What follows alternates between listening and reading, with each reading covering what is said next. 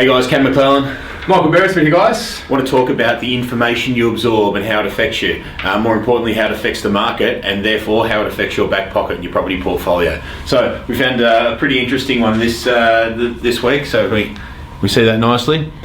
2 articles written by the same publication within 72 hours. Is it 72 hours? 72 hours. 72 hours that were polar opposites. Go figure. It's amazing. So here we go. For those who couldn't see it, housing market, signs Sydney, Melbourne, house prices could fall further.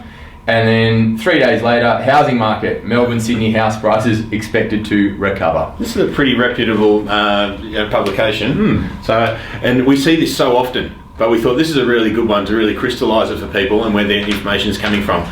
Let's talk about the reality and the facts, Boz. Where's the market at the moment and what does this sort of thing do when you're making purchasing decisions? Cool. So if we bring it back to basics, and we're hearing it a lot, is that the general consensus out there is that because of the uncertainty around what's happening with Trump and with Korea and China and international events and headlines that sell papers and things like this, conflicting evidence on a daily basis, that uncertainty leads to stagnation or lack of action. Okay.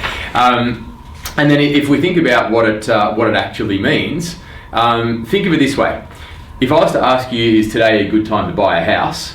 Yep, it's my primary place of residence. Yep. Yeah, look, if I'm ready for it, it's a great time to buy a house. Right. Assume you're in a stable job, we've got interest rates at record lows, and because of this uncertainty, we've got fewer buyers, so we've got less competition. Yep. So you can generally buy pretty well. Yeah. Right.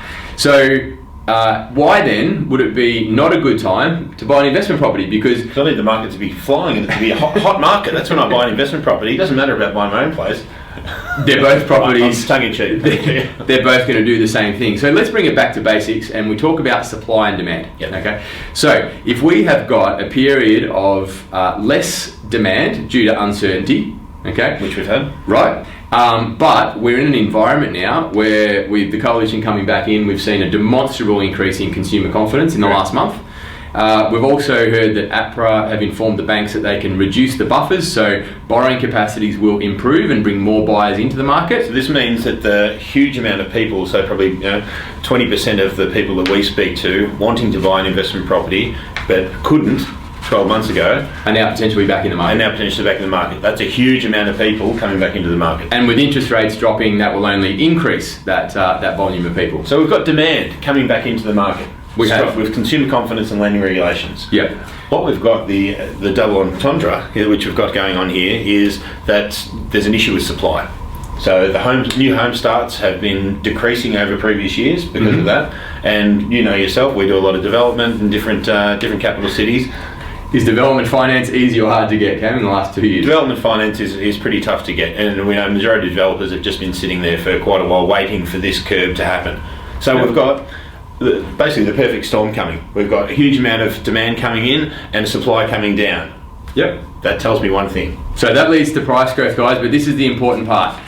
Journalists and news outlets will write headlines that get you to buy a paper today. Yeah. Or read an article today. We The look kind at of stuff it, we yeah. look at is looking 6-12 months in the future. Guaranteeing 12 months from now it'll be a very, very different story. And those people that are uncertain today will be spending more than what they should have to get into the market, or because they feel a bit more comfortable. Understand the fundamentals, take action on that. I'll give you a prediction, Boz. Oh, here we go. I'll give you a prediction, people. You're going to see a lot of positive news articles coming out over the next 12 months because the journalists have decided that the consumer confidence is back again and they need to write in line with what the public's doing.